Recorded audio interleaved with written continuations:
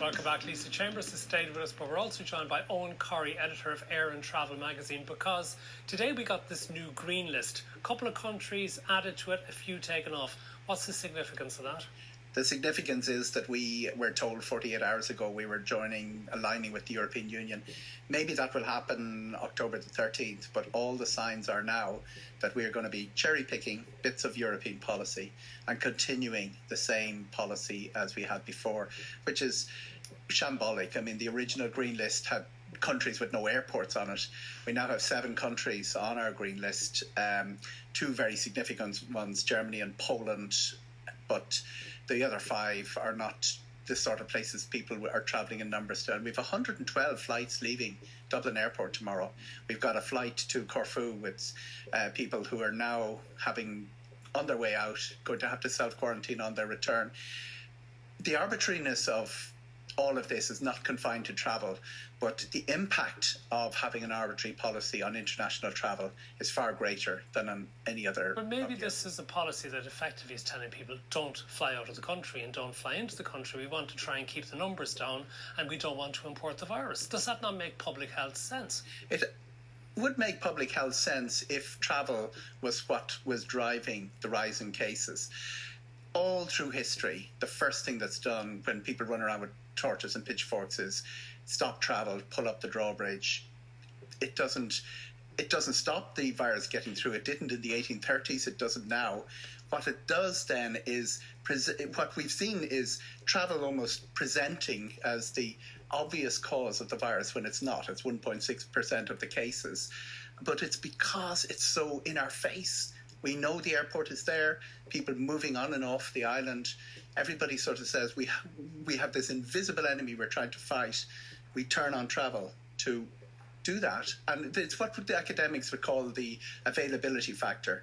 It's, we don't have anyone to blame.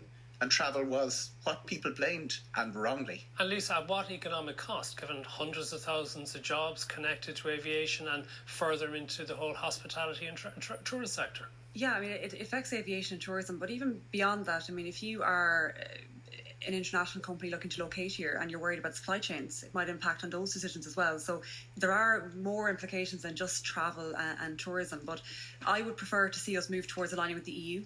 I thought that's where it was going, and I would prefer to see that happen. I don't know the reasoning behind this decision, and I'm not an expert in the area, but certainly as a layperson on the outside, I would like to see us align ourselves with the European Union like other member states and adopt the list like every other member state. You can't get a machine serviced in Ireland, including machines in the medical service, because anybody coming in is going to have to self-isolate for 14 days.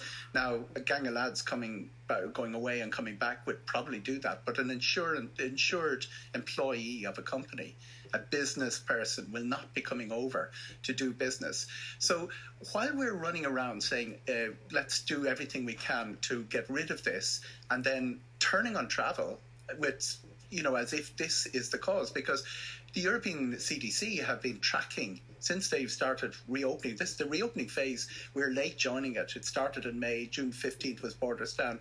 If there was travel-related spikes, everybody everything would rethink that policy. The reason that hasn't happened in Europe. Okay, what about Ryanair and Aer Lingus' position? Are the 2 most prominent airlines operating out of Ireland? Are they likely to sort of cut services for the future if they close things down now? Will they maybe not reopen them? Matt, we don't know how lucky we are. We have 2 of the best resourced airlines in Europe. IAG have very well resourced owners of Aer Lingus. Ryanair, one of the wealthiest, one of the ones that was ready for the fight. In other countries, even the large ones, the Lufthansas and Air France's, are running to the government for billions in bailout. The Irish airlines didn't do that.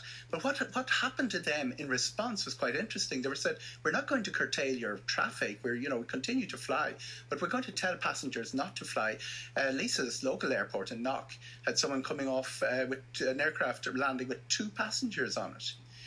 At that level, what Michael O'Leary is saying is as late as today after his AGM, his winter traffic would be low anyway. He's just not going to operate out of airports like Cork and Shannon. So what damage is going to be done to Knock and to Shannon in particular, and Cork as well as Dublin, if we don't get the flights in and out on a more regular basis? Yeah, I think we need to maintain the flights. Knock Airport as our local airport, but it's a regional airport. It services not just Mayo, but the whole northwest region. There are people using the services to the UK and beyond as regular commuters for work. It's more important. It's not just holidaying. It's actually part of the fabric of our connectivity to Dublin and beyond. So we need to support. Government policy threatening that?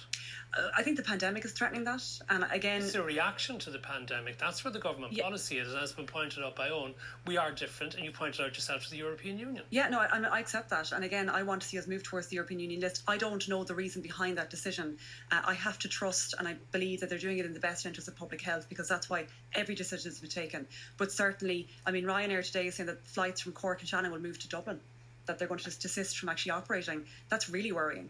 There's thousands of jobs based on that, but connectivity for those regions, for the northwest with Knock Airport, the connectivity, but for Shannon as well and for Cork, if those routes don't come back, we're in bother. And one final thing, those are countries that are on our green list. Will they want people coming from Ireland, or will they be expecting us to self-isolate or quarantine there? There's a few countries in Europe, a small number, that have put quarantine into place, and some of those are the countries on our green list.